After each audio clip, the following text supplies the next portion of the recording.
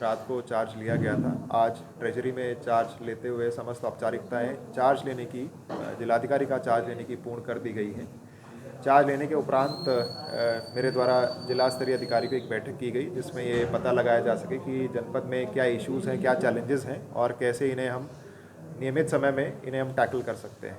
तो एक इंट्रोडक्टरी बैठक भी ली गई, प्लस साथ ही साथ जो जनपद के इश्यूज़ मुझे अवगत कराए गए हैं, जैसे यहाँ पे हॉस्पिटल के लिए अभी हमारी बिल्डिंग नहीं बन पाई है तो उसमें पैसे आने हैं, तो उसे शासन में चेज़ करना, और अन्य जो शासन की प्राथमिकता वाली योजनाएं हैं, सीएम डैशबोर्ड की रैंकिंग के संबंध में, आईजीआरएस के निर्धारण के संबंध में, इस पर एक विस्तृत बैठक मेरे द्वारा ली गई है।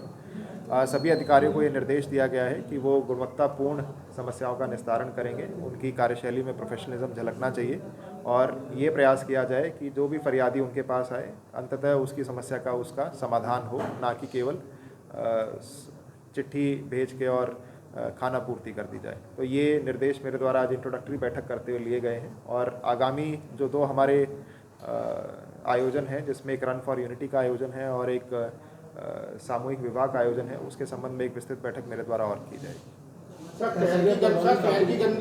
शहर की गंदगी और जाम अतिक्रमण को लेकर क्या सीवेज?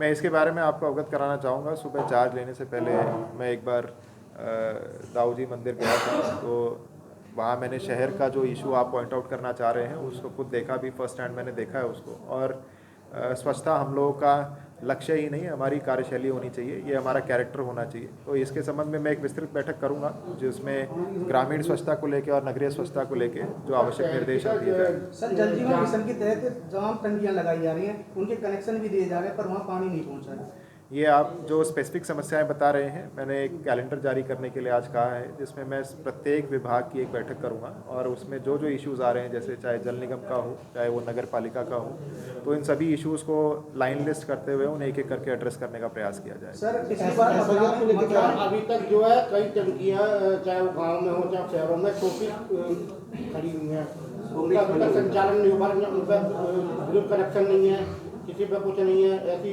दिक्कतें हैं। सर, नई टंकियाँ तो लगी रही है। मथुरा में पिछला हादसा हुआ था, टंकी गिरी थी, जर्जर टंकियों में पानी भरा जा रहा है, उनकी एक्सपायरी निकल चुकी है, फिर भी उनको यूज किया जा रहा है कई जगह। ये अगर ऐसा है, जर्जर है टंकी, तो ये एक गंभीर इशू है, इसको हम लोग चेक करा लेंगे और प्रयास ये किया जाएगा कि एक प्रॉपर सर्वे करा के इन चीज़ों को चेक कराया जाए। जो जो टंकी जिसके स्ट्रक्चरल स्टेबिलिटी उचित नहीं है, उसको आगे क्या कार्य किया जा सकता है, क्या उसका ध्वस्तीकरण करना आवश्यक है, वहाँ नई टंकी बनाना आवश्यक है, तो या केवल मरम्मत से कार्य हो जाएगा, तो ये सब चीज़ें परीक्षण के बाद ही मैं बता पाऊँ। सर, प्रदेश में जिस तरीके से एसआईआर लागू हो गया, आपके यहाँ पर क्या प्राथमिकता रहेगी एसआईआर को लेकर? हाँ, एसआईआर के संबंध में मैंने एक ब्रीफिंग रखी है अभी, क्योंकि आज मैंने फर्स्ट डे ही ज्वाइन किया है, तो एसआईआर के संबंध में क्या आवश्यकताएं हैं, अभी प्रिंटिंग के लिए मेरे को अवगत कराया गया था कि काफ़ी सारे फॉर्म्स प्रिंट करने के लिए अभी गए हुए हैं, तो मैं उसकी एक विस्तृत समीक्षा करूंगा, उसके बाद फिर आप लोगों को उसके बारे में बता पाऊँगा।